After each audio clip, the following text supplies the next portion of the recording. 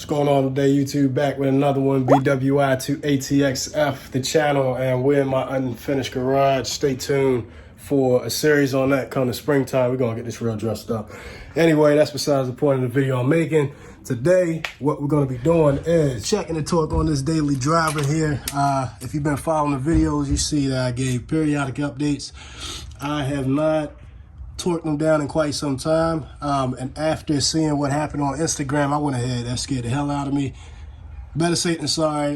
If you're gonna run spaces, you got to be responsible with it. Not to say my boy in Texas was not responsible, but it's just to show you some things that could happen. So always take off the wheel periodically. I got it set to 2,500 miles, and just inspect the OEM studs. As you can see, they still look brand new. They did not break off or anything. And third time me checking these, or fourth time, I lost count. No movement. And again, this is my daily driver. So I have everything torqued to 80 foot-pounds. That's going to be on the spacers as well as the hub. While we're here,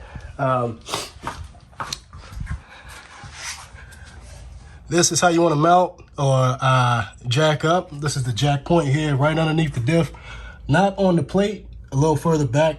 And once you get it up enough, then you want to use jack stands here. I got some rubber mounts from Amazon. They're good to protect the pinch weld frame, and just let that rest on here for redundancy's sake.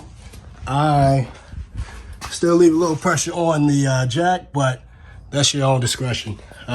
This is going to be a quick one, and more so just a reminder to get your torque specs in order for the spacers. Again, if you're going to run it, be responsible. Real quick one, another episode of BWI to ATXF, the channel. Again, we're back in BWI. If you haven't already, go ahead, like and subscribe. I don't post too much. I'm super busy. I'll try to find time, but a quick one. Hope to see y'all soon. I see you when I see you. Take care.